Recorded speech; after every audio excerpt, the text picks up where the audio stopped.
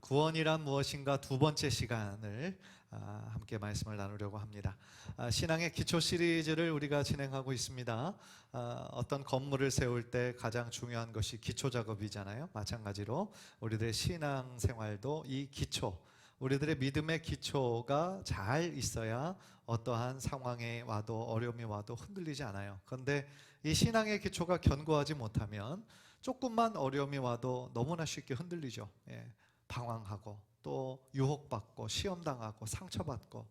그래서 이 신앙의 기초 시리즈를 통해서 다시 한번 우리들의 믿음이 좀 견고해지는 그런 시간이 되기를 원하는 마음으로 말씀을 전합니다. 그래서 많은 분들은 사실은 다 한두 번씩 이상 들어보셨던 말씀이실 텐데, 그러나 이 시간을 통해서 좀 정리하시는 시간이 되셨으면 좋겠고, 혹시나 그 가운데 내가 저 부분을 미처 몰랐고 신앙생활했구나 하시는 분들은 오늘 이 시간들을 통하여서 다시 한번 마음에 새기는 그런 시간이 되셨으면 좋겠어요. 그래서 첫 번째 시간으로는 성경이 하나님의 말씀이다, 무엇보다도 하나님의 계시의 말씀이다 라는 말씀을 드렸고요. 두 번째 시간으로는 구원이란 무엇인가에 대해서, 특별히 우리들에게 구원이 왜 필요한지, 우리가 왜 죄인인지에 대해서 제가 좀 집중적으로 말씀을 드렸던 것 같습니다. 2주 전이니까 또 여러분들 한번 좀 정리해 보는 것이 여러분들에게 도움이 되실 것 같아서, 여러분, 구원이라고 하면 의미가 무엇이라고 제가 말씀드렸죠? 무엇으로부터의 구원이냐라고 했을 때 죄와 사망으로부터 건짐을 받는 것이 그게 구원의 의미다라고 말씀을 드렸죠. 그러니까 우리들에게 구원이 필요한 이유는 뭐냐면, 우리의 힘으로 죄의 문제와 죽음의 문제를 해결할 수 없기 때문이다. 우리에게 구원자가 필요한 이유가 바로 그것이다 라고 말씀을 드렸죠. 그러니까 이 구원이라는 단어 자체, 우리가 어디로부터의 구원인가, 왜 우리에게 구원이 필요한가 라고 했을 때, 우리들 모두는 구원이 필요한 죄인이다 라는 것을 전제로 하고 있는 것이 이 구원의 개념이다 라고 말씀을 드렸어요. 그래서 사실은 아직 예수님을 믿지 못하는 많은 사람들에게 가장 걸리는 것이 내가 왜 죄인인가 라는 거예요. 내가 무슨 그런 큰 죄를 졌냐, 이 정도면은 괜찮게 살았던 것 같은데 왜 자꾸 교회에서 나보고 죄인이라고 그러냐, 이거를 사실은 깨닫지 못하고 받아들이지 못하는 부분이 많이 있어요. 그런데 왜 그렇게 생각을 하시냐면은 죄를 정하는 기준이 다르기 때문에 그래요. 그러니까 우리가 살아가는 이 세상에서 실정법이 있잖아요. 대한민국에도 법이 있잖아요. 그래서 그 실정법을 어기는 거, 그거를 벗어나는 거를 이 그냥 현대 사회에서는 그것을 죄라고 규정을 하죠. 그러니까 내가 그냥 물론 약간씩은 어겨도, 교통에서도 약간 신호도 위반하고 그런 것들은 해도 내가 큰 죄는 없다라고 생각하는 분들이 대부분이신데, 하나님의 기준에서 죄는 뭐냐? 그 죄라는 뜻의 원어 하말티아라는 것이 관역에서 벗어났다라는 뜻이 있다고 그랬어요. 그러니까 관역, 이 활을 쏠 때 이 관역을 보고 타겟을 보고 쏘지 않습니까? 그런데 그 관역에서 벗어난 것이 다 죄인데, 그러면 그 관역이 무엇인가 했을 때 그것이 하나님의 기준이다 라고 말씀을 드렸어요. 하나님의 법, 하나님의 기준을 벗어난 것이 다 죄다 라고 말씀을 드렸어요. 그러니까 하나님의 기준에서는요, 우리가 실정법을 어기지 않았다라고 해서 죄가 아닌 것이 아니에요. 우리들의 마음과 생각을 우리 하나님은 다 보고 계시거든요. 그러니까 우리들의 마음과 생각으로 짓는 모든 죄가 다 하나님 앞에서는 죄일 뿐 아니라, 가장 큰 죄는 뭔지 아십니까? 하나님을 창조하시고, 하나님께서 우리 모든 것들을 창조하시고 우리를 구원해 주신 그 하나님을 나의 하나님으로 믿지 못하는 게 가장 큰 죄인 거예요. 하나님의 시선에서 봤을 때는. 그런 면에서 하나님 앞에서 의인인 사람은 한 사람도 없다고 그랬어요. 모든 사람은 다 죄인이다라고 그랬어요. 그래서 그 모든 죄의 값을 우리가 치러야 되는데, 그 죄의 싹슨, 죄의 결과는 뭐라고 그랬어요? 사망이라고 그랬어요. 로마서 6장 23절에 죄의 싹슨 사망이다 그랬어요. 그래서 많은 분들이 생각할 때 이 부분이 자꾸 걸리는 거예요. 이 세상에 얼마나 나쁜 사람들이 많은데 내가 무슨 그리 큰 죄를 져서 죽어야 되냐, 그렇게 생각하시죠? 충분히 이해합니다. 이해가 안 되실 거예요. 우리는 늘 다른 사람들과 비교하잖아요. 비교하고 늘 상대적으로 생각합니다. 그러니까 이 정도면 그래도 충분히 잘 살았다 라고 자부하시는 분도 있고, 스스로 자부할 정도는 아니겠지만 그래도 아주 나쁘게 살지는 않았다, 다른 사람들에게 큰 해를 끼치지 않으면서 그냥 잘 살았다라고 생각하는 분이 많죠. 그러나 제가 방금 전에도 말씀드렸던 것처럼 하나님의 기준과 인간이 생각하는 그 기준이 다르다라는 것을 우리는 기억해야 돼요. 그러니까 예를 들어서 거짓말하는 거, 사소한 거짓말, 여러분 하시나요, 안 하시나요? 예. 하시는 분도 계시고 아예 안 하시는 분도 계시고, 우리 기준으로 보았을 때는 사소한 거짓말 하는 거 이거 큰 죄입니까? 경찰한테 잡혀갑니까? 예. 그러지 않죠. 물론 막 사기를 치는 거, 그런 거짓말은 당연히 법적으로 처벌을 받아야죠. 그런데 우리 기준에서 그냥 사소한 거짓말, 우리들의 마음에 있는 거 그냥 다 드러내지 않고 그냥 이렇게 그냥 좋은 말로만 이렇게 해주는 그런 거짓말들 하잖아요. 우리들의 인간적인 사회에서 봤을 때는 큰 문제가 되지 않죠. 그러나 하나님의 기준에서는 그것도 죄입니다. 거짓이에요. 죄예요. 누군가를 속으로 미워하는 거 어떻습니까? 여러분들 속으로 혹시 누군가 미워하시는 분, 미워하는 분 계시나요? 예, 계신 것 같네요. 보니까 여러분들 얼굴 표정 보니까 있는 것 같아요. 예, 사람이기 때문에 마음에 들지 않는 사람 있죠. 직장 생활이나 어떤 이렇게 사회생활 하면서 저 사람은 참나고 코드가 안 맞아, 하는 게 그냥 짜증나, 저 사람이랑 웬만하면 좀 안 부딪혔으면 좋겠어, 그런 사람 있죠. 그래서 마음에 미워하는 마음이 있다는 말입니다. 그리고 또 어떤 사람은 시기하고 질투한 사람도 있어요. 같은 분야에서 일하는데 아니 나하고 똑같이 이렇게 일하는데 왜 저 사람만 먼저 승진이 돼? 그런 것들을 보면 속에서 막 은근히 막 시기와 질투가 오르죠. 그것이 어떻게 보면 많은 사람들이 자연스럽게 생기는 그런 마음이죠. 그런데 하나님께서는 뭐라고 말씀하십니까? 속으로 누군가 사람을 미워하면 그거는 살인하는 것과 같다는 거예요. 하나님의 기준이 이렇게 높아요. 누군가를 미워하고 우리는 시기하고 질투하는 것이 그냥 별거 아닌 것처럼 생각하는데 하나님의 기준에서 보면 살인한 것과 똑같다는 거예요. 그러니까 우리는 지금까지 몇 사람 죽였어요? 여러분? 몇백 명 죽였어요? 예, 많이 죽였죠? 예. 또요, 어떤 이성을 보고 음욕을 품는 건 어떻습니까? 이성을 보고 음욕을 품는 거. 예.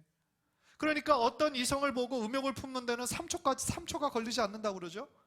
그 어떤 여성을 보고 어떤 매력적인 남성을 보고 마음속에 어떤 그런 생각을 품는 것도 예수님 뭐라고 말씀하십니까? 간음한 자다. 그것 자체가 간음이다 라고 말씀을 하시는 거예요. 여러분 어떻습니까? 하나님의 기준, 제가 잠깐 세 가지로만 예를 들었는데 이 기준에서 봤을 때 우리가 죄인입니까? 아닙니까? 죄인이라는 거죠. 하나님 앞에서 죄인이 아닌 사람 여기에 단 한 사람도 없습니다. 저를 포함해서. 다 우리들 모두가 하나님의 기준에는 미달이에요. 다 미달입니다. 그래서요, 아까 죄의 싹은 뭐라고 그랬어요? 사망입니다. 죽음입니다. 우리가 지금까지 몇백 명을 죽였고 얼마나 많은 간음을 했는지 모르고 얼마나 많은 거짓을 우리가 했는지 모른다는 거죠. 그래서요, 사실 역사적으로 많은 사람들이 이 죄의 문제, 이 죄책감의 문제, 이 죽음의 문제 해결하기 위해 많은 노력을 해왔죠. 그래서 2주 전에 제가 불교에 존경받는 스님 성철 스님 얘기도 했잖아요. 평생에 돌을 닦았어요. 뭐 완전 물욕 이런 거를 다 없애고 산속에서 뭐 가부좌를 틀고 성불하기 위해서, 어떤 도를 깨닫기 위해서, 득도하기 위해서 얼마나 노력하신 분입니까? 그런데 그분도 돌아가시기 전에 그 열반송에서 뭐라고 그랬어요? 내가 많은 사람들을 헛된 진리로 이끌었다. 나는 지옥불에 떨어져야 되는 사람이다. 이렇게 고백을 했다라고 제가 말씀을 드렸죠. 그러니까 무슨 얘기입니까? 아무리 몇십 년 동안 도를 닦고 자신 안에 있는 욕심의 문제, 죄의 문제를 아무리 해결하려고 노력해도 그걸 해결받았다는 거예요? 해결받지 못했다는 거예요? 해결받지 못했다는 거예요. 몇십 년 동안 그렇게 도를 닦았어도 죄의 문제를 끝까지 해결 안 받지 못했어요. 그래서 지옥에 간다는 거예요. 그래서 괴로워했다는 거예요. 그러니까 그 성철 스님뿐만 아니라 우리 많은 사람들의 마음 가운데 보편적으로 이 죄책감으로 인해 괴로워하고 있고, 죽음의 문제에 대해서 두려워하고 있고, 또 죽음 이후에 어떤 다른 것이, 사후의 세계가 있다라는 것을 막연하게는 알고 있다라는 거죠. 그래서요, 교회를 안 다니고 종교가 없다고 하더라도 막 지옥 간다 그러면 그 사람들 어떻게 생각해요? 막 욕하고 막 그러죠. 그러니까 사후의 세계가 천국과 지옥을 믿지는 않으면서 그래도 지옥 간다라고 그러면 되게 기분 나쁘고 막 화를 내죠. 예. 그러니까 모든 사람 마음에 보편적으로 죽음 이후에 어떤 세계가 있을지도 모르겠다라고 생각을 하는 거죠. 예. 그러니까 왜 그런 생각을 하냐면 하나님께서 인간에게 그렇게 지으셨어요. 영원을 사모할 수 있는 마음을 주셨어요. 모든 사람에게. 그러니까 이 종교라는 것이 지금의 이런 고등 종교가 아니라 이 인류가 제일 처음 시작했을 때부터 어떤 신을 찾고 추구하는 마음이 옛날 인간이 존재할 때부터 생겼던 거죠. 그러니까 뭐 벼락이 치고 천둥이 치면 그 당시에 사람들은 이거 어떤 신이 진노하고 있다, 무섭다, 두렵다 이렇게 생각을 했죠. 그래서 그 신의 그 노를 진노를 누그러뜨리기 위해서 막 어떤 거를 제사를 하고 심지어 인신제사까지 드리는 그런 요즘 말로 생각하면 너무나 어리석은 짓들을 많이 했었죠.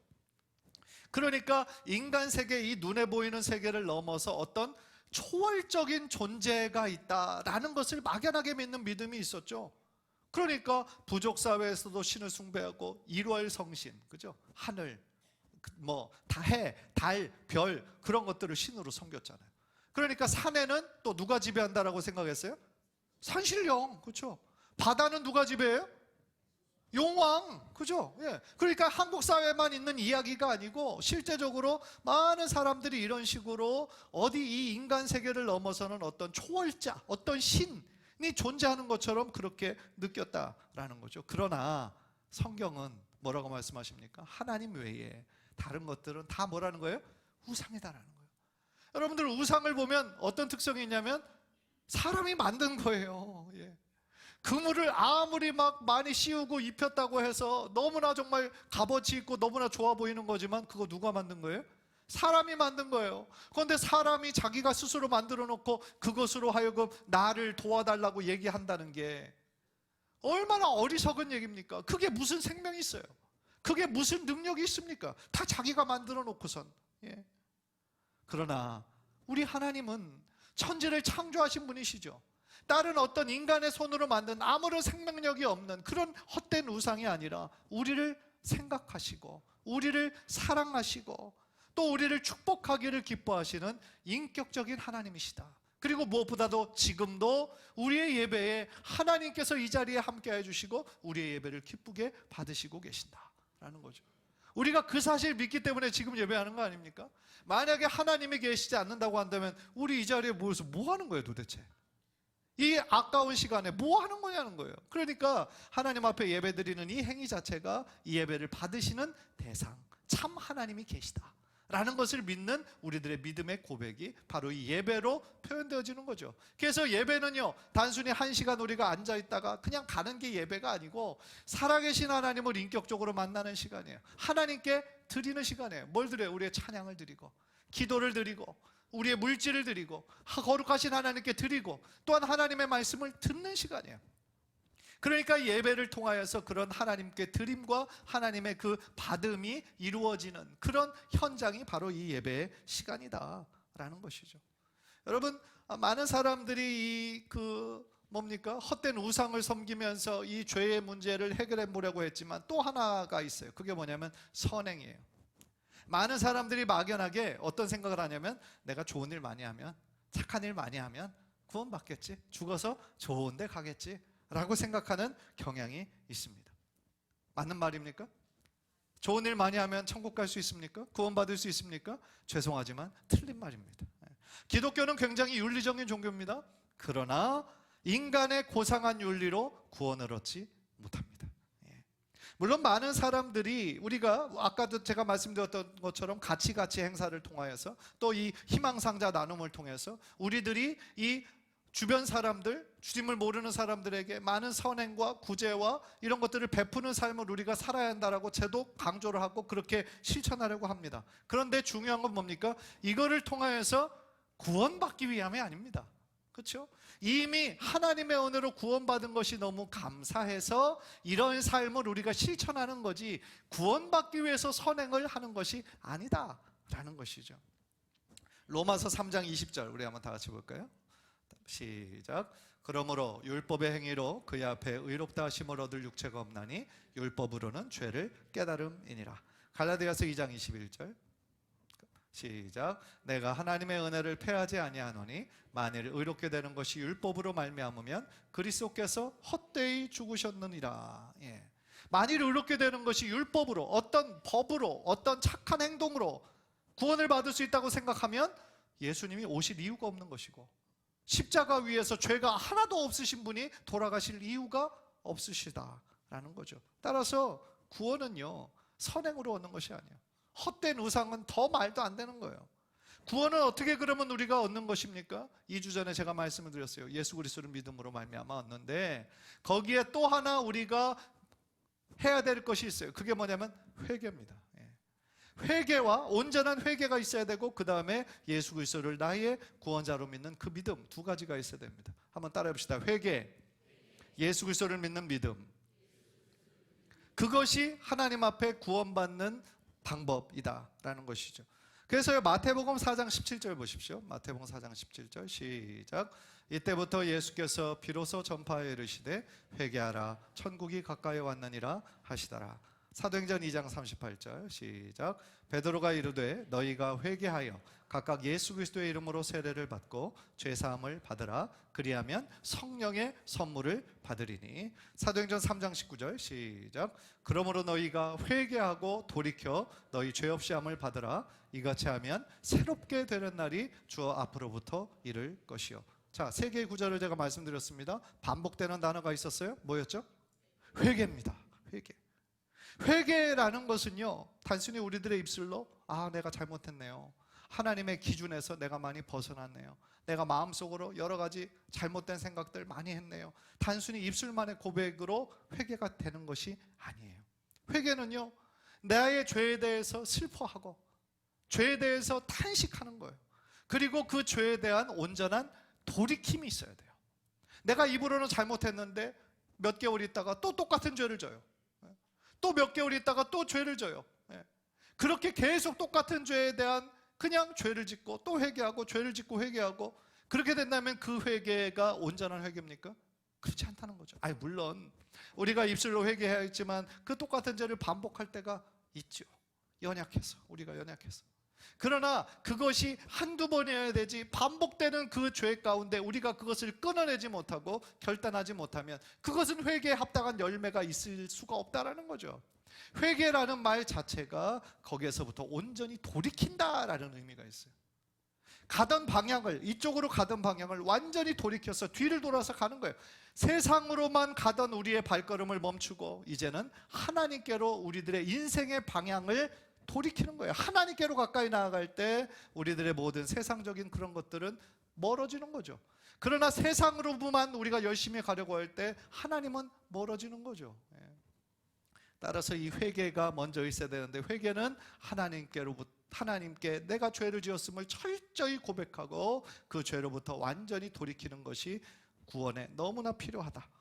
회개와 더불어 또 뭐가 필요하다고 그랬죠? 예수 그리스도를 나의 구원자로 믿는 믿음이 필요하다. 자, 사도행전 16장 30절 31절 시작. 그들을 데리고 나가 이르되 선생들이여 내가 어떻게 하여야 구원을 받으리이까 하거늘 이르되 주 예수를 믿으라. 그리하면 너와 내 집이 구원을 받으리라 하고. 아멘. 주 예수를 믿으라. 믿으라. 그러면 예수의 무엇을 믿어야 됩니까? 로마서 10장 9절 10절 시작. 네가 만일 내 입으로 예수를 주로 시인하며 또 하나님께서 그를 죽은 자 가운데서 살리신 것을 내 마음에 믿으면 구원을 받으리라. 사람이 마음으로 믿어 의에 이르고 입으로 시인하여 구원에 이르느니라. 뭘 믿어요? 예수가 무엇이다? 그리스도다. 그리스도란 뜻이 뭐라고 그랬어요? 메시아라는 뜻이거든요. 메시아가 그리스도 똑같은 말이거든요. 구원자라는 뜻이에요. 예수가 나의 구원자다. 예수가 나의 죄의 문제와 죽음의 문제를 해결해 주셨다 라는 것을 믿는 그 믿음이 있을 때에 우리가 구원을 받는 것이고 죄와 죽음의 문제에서 해결함을 받는 것이다 라는 거죠. 그전에는 죄와 허물로 죽을 수밖에 없었던 존재였고, 마치 그 늪에 빠져 있는 것처럼 나의 힘으로는 그 죄의 문제를 해결할 수가 없었어요. 아무리 나오려고 발버둥 쳐도 더욱더 그 깊은 죄 속으로 빠져들어가는 소망이 없는 존재였는데, 예수님께서 우리를 십자가의 그 피로, 십자가의 보혈로 우리를 건져내 주신 것이죠. 그래서 우리가 감당해야 되는 그 죄의 무서운 결과인 죽음을 예수님께서 대신 십자가에서 피 흘려 돌아가심으로 말미암아 우리의 모든 죄값을 대신 갚아주셨다. 온전히 하나님께서 대신 갚아주셨다. Pay off. 우리들이 가지고 있는 모든 이 빚을 막 나의 힘으로는 도저히 갚을 수 없는 수백억, 수천억, 몇 조에 이르는 그런 것을 예수님의 그 피로 다 pay off, 갚아주셨다. 다 갚아주셨다. 그렇기 때문에 우리는 죄로부터 이제는 자유하다. 자유하고 구원을 얻어서 하나님을 믿는 하나님의 백성이 되었다라는 것이, 그것이 바로 복음이고 그것이 바로 구원의 의미이다라는 거죠. 그래서 고린도후서 5장 17절 오늘 본문이 그 대목에서 다시 한번 읽자는 거죠. 시작. 그런즉 누구든지 그리스도 안에 있으면 새로운 피조물이라. 이전 것은 지나갔으니 보라 새 것이 되었도다. 우리가 예수 그리스도를 믿어 이제 예수 그리스도 안에 거하게 되면 우리는 완전히 새로운 피조물이 되는 거예요. 그래서 주님을 믿기 전에 이전의 모든 옛자와 옛 속성은 이제는 지나가고 보라 주님 앞에서 완전히 새로운 존재가 되었다라는 거죠. 그런데 여러분, 이 변화가 우리들의 눈에 보여요, 안 보여요? 잘 안 보여요, 그죠? 우리가 영적으로 새롭게 태어났다라고는 하지만 겉모습은 똑같아요. 그러나 변화가 있는 거예요, 없는 거예요? 우리들 안에는 엄청난 변화가 일어나는 거죠. 예수 그리스도를 나의 구원자로 고백하는 그 구원의 순간 내 안에서 엄청난 일, 엄청난 변화가 일어나기 시작한다라는 거죠. 저도 중학교 3학년 때 예수님을 나의 구원자로 인격적으로 만났습니다. 예수님을 만나기 이전에 지었던 여러 가지 그런 죄들, 하나님께서 다 죄의 장면들을 막 파노라마처럼 앞으로 보여주셔서 정말 눈물 콧물 흘리며 다 회개했어요. 그런데 그 기도 시간이 어느 정도 지속이 되었는지 나도 모르는데 어느 순간 내 안에 평화가 임하더라고요. 평화가 임해요. 아주 잔잔한, 고요하면서 굉장히 깊은 그 기쁨과 평화가 내 마음 가운데 임하더라고요. 그때 깨달았죠. 나의 모든 죄의 문제가 다 용서함 받았구나. 그러니까 눈을 떴을 때 물론 겉에 보이는 환경이 변하지 않아요. 그런데 나에게 믿음의 눈이 생기는 거죠. 그 믿음의 눈이 생기니까 이 세상 모든 것들이 너무나 하나님 앞에 감사하고 아름다운 그것으로 변해 있는 것을 제가 그때 체험을 했거든요. 마찬가지입니다. 우리가 예수님을 믿었을 때 우리가 어떤 외모가 확 변한다거나 키가 크거나 이런 변화는 아니에요. 그러나 내 안에 내적으로 나의 죽어있던 영이 다시 한번 새롭게 살아나는, 그래서 하나님께서 보시기에 새로운 피조물, 새로운 창조물이 되는 놀라운 변화가 우리 안에 있다라는 것이죠. 따라서요, 우리가 예수 그리스도를 나의 구원자로 믿어 그 변화되는 새로운 창조물로, 새로운 피조물로 변화되는 그 순간을 칭의라고 그래요. 의롭다 인정해 주신다. 누가요? 하나님께서. 우리가 그럼 죄가 하나도 없기 때문에 우리를 의롭다고 인정해 주시는 거예요? 그렇지 않아요. 여전히 부족하고 연약하지만 주님께서 우리를 의롭다 인정해 주시는 이유는 아들 예수 그리스도의 피가 있기 때문에 그래요.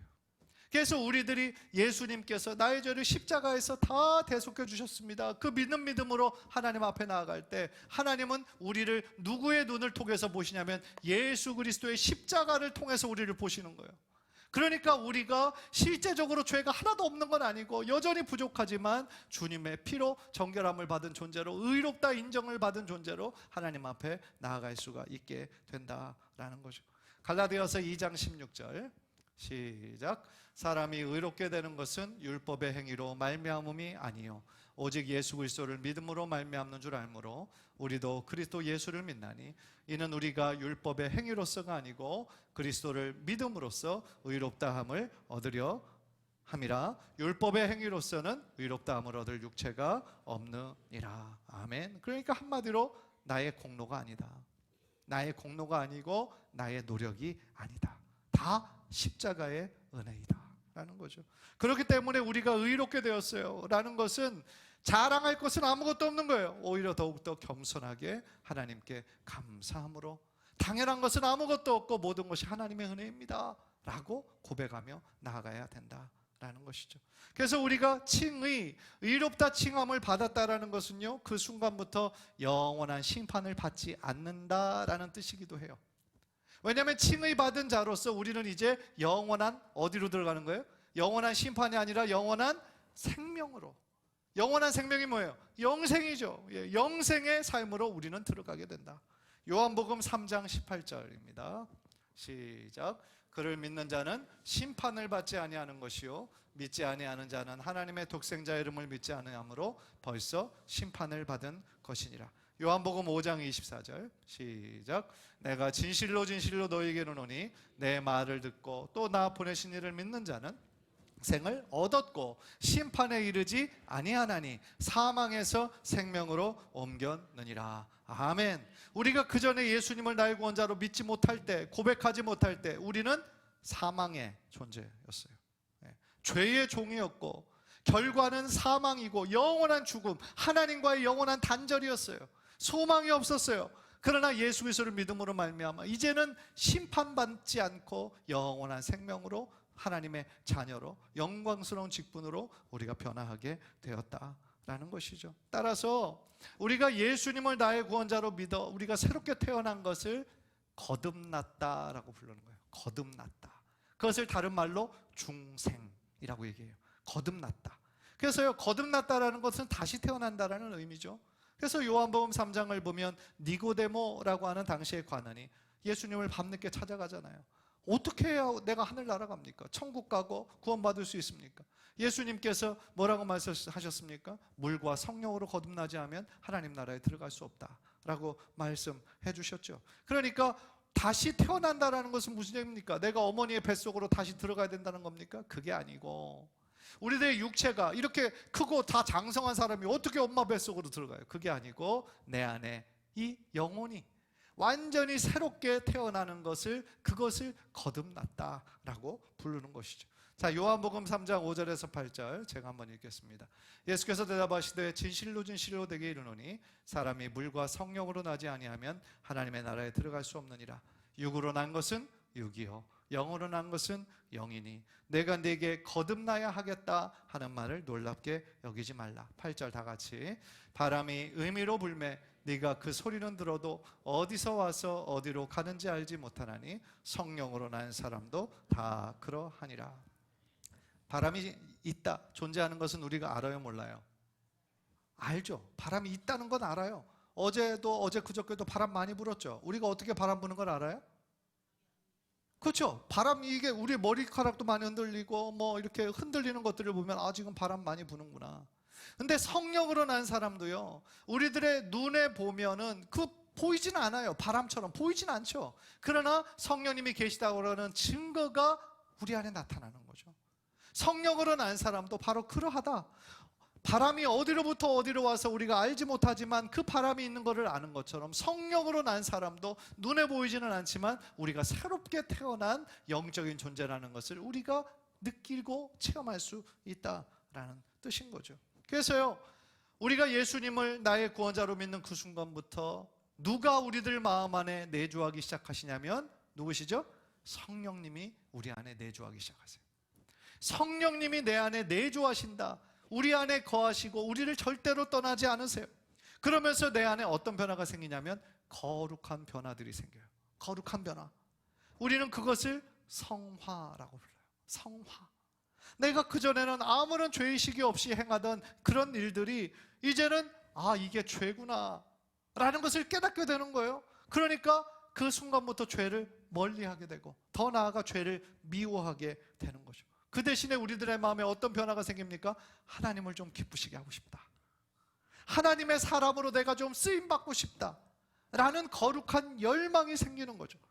예수 믿기 이전에는 뭘 위해 살았어요? 무조건 돈, 내 유익, 내 욕심, 그것만을 위해서 우리가 살았다면 이제는 하나님을 위한 꿈을 우리가 꾸는 것이고 하나님의 영광을 생각하게 된다. 그것이 성화의 시작이다 라는 것이죠.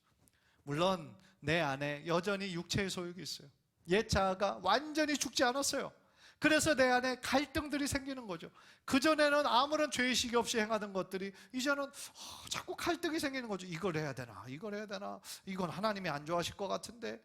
그런 갈등들이 생긴다라는 것은 그거는 좋은 사인이다. 왜냐하면 내 안에 성령님께서 내주하셔서 역사하고 계시다라는 증거가 되기 때문이다 라는 것이죠.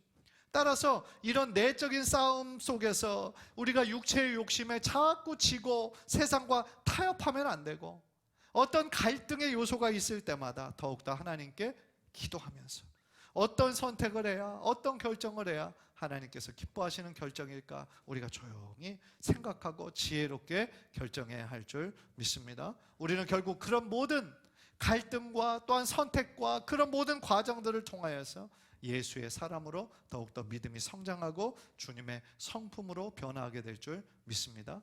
바로 그것이 우리가 교회에 나오는 이유예요. 그게 구원의 확신이 아직 없는 사람들 있을 수 있잖아요. 여기에도 아마 있으실 거예요. 그러나 구원의 확신을 우리가 얻기 위함이고, 이미 구원의 확신을 가지고 있는 분들은 계속 그 자리에 머무는 것이 아니라 말씀과 기도를 통하여 더욱더 성장하여 주님을 닮아가는 그런 성화를 이루어가는 것이 우리들의 신앙의 목적이다 라는 것이죠. 따라서요, 우리가 비록 이 땅에서 살아가지만 이제는 더 이상 죄의 종이 아니에요.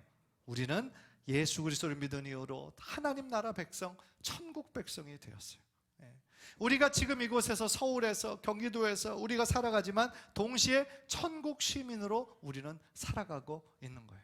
한번 여러분 따라해 봅시다. 나는 천국 시민이다. 나는 하나님 나라의 백성이에요. 하나님 나라의 백성. 그래서 이 땅 가운데 물론 대한민국의 법을 잘 지키며 살아가지만 더불어 우리가 지켜야 되는 거, 하나님 나라의 법을 우리가 지키며 살아가야 된다라는 거죠. 자, 골로새서 1장 13절 시작. 그가 우리를 흑암의 권세에서 건져내사 그의 사랑의 아들의 나라로 옮기셨으니, 예수 그리스도가 왕 되시는 그러한 나라로, 천국의 나라로 옮기셨다. 베드로전서 2장 10절 시작. 너희가 전에는 백성이 아니더니 이제는 하나님의 백성이요 전에는 긍휼을 얻지 못하였더니 이제는 긍휼을 얻은 자니라. 하나님 나라의 백성이 되었다. 나의 뭐예요? 그거는 새로운 정체성, 나의 영적인 정체성. 나는 천국 백성이야, 천국 시민이야. 더 나아가 하나님의 자녀가 된 거죠. 얼마나 영광스러운 일입니까? 요한복음 1장 12절 시작. 영접하는 자 곧 그 이름을 믿는 자들에게는 하나님의 자녀가 되는 권세를 주셨으니. 아멘. 구약에 살던 사람들은요, 하나님의 이름을 함부로 부르지도 못했어요. 왜냐하면 그 하나님의 이름을 부르는 그것이 너무 두려워서 자신이 죽을지도 모른다고 생각했어요. 그것이 유대인들이 생각하던 방식이었어요. 그런데 예수님께서 오셔서 뭐라고 혁신적인 말씀을 하십니까? 너희는 이렇게 기도하라. 하늘에 계신 우리 아버지요. 혁명적인 가르침이었죠. 하나님은 물론 높이 계시고 거룩하시고 우리와 차원이 다르신 분이시지만, 우리가 예수 그리스도를 나의 구원자로 믿는 순간 우리는 하나님의 자녀가 되는 놀라운 권세를 지금 누리고 있다.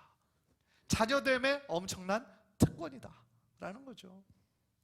따라서요, 이 하나님을 아버지라고 부르며 하나님 앞에 직접적으로, 어떤 중보자 필요 없이 직접적으로 나아갈 수 있다는 것이 엄청난 특권이요 권세다. 자녀됨의 권세다라는 거죠. 로마서 8장 15절 시작. 너희는 다시 무서워하는 종의 영을 받지 아니하고 양자의 영을 받았으므로 우리가 아빠 아버지라고 부르짖느니라. 아멘. 따라서요, 이제 우리는 천국 시민으로 또 하나님의 자녀로 살아가면서 더 이상 사탄 마귀의 휘둘림을 받는 삶이 아니라 내 안에 내주하고 계신 성령님의 인도로 우리가 살아가게 된다라는 것이죠. 그것이 엄청난 변화다. 마지막으로 갈라디아서 2장 20절 우리 한번 다 함께 읽겠습니다. 시작. 내가 그리스도와 함께 십자가에 못 박혔나니 그런즉 이제는 내가 사는 것이 아니요 오직 내 안에 그리스도께서 사시는 것이라. 이제 내가 육체 가운데 사는 것은 나를 사랑하사 나를 위하여 자기 자신을 버리신 하나님의 아들을 믿는 믿음 안에서 사는 것이라. 이제 나의 자아와 육체는 주님의 십자가에 못 박혀서 죽었고, 이제 새로운 피조물로 우리가 새롭게 태어난 우리는 내가 주인 되어 사는 삶이 아니라 내 안에 예수 그리스도가 주인 되는 삶을 우리가 살아감으로 말미암아 주님께서 나의 삶을 온전히 다스려 주셔서 그렇게 믿고 기도하며 나아갈 때에 성령 하나님께서 여러분의 삶을 친히 가장 선한 길로 인도해 주실 줄 믿습니다. 비록 현재 우리들의 삶은 여전히 연약해요. 여전히 부족해요. 그러나 내 안에 계신 성령님, 나를 절대로 떠나지 아니하시는 성령님을 더 더욱더 의지하고 주님과 동행하면서 더욱더 예수 그리스도의 형상으로 아름답게 변화해가는 그 성화의 길을 저와 함께 또 믿음의 공동체와 함께 끝까지 걸어나가시는 우리 성도님들 모두 되시기를 주님의 이름으로 간절히 축복합니다. 기도하겠습니다.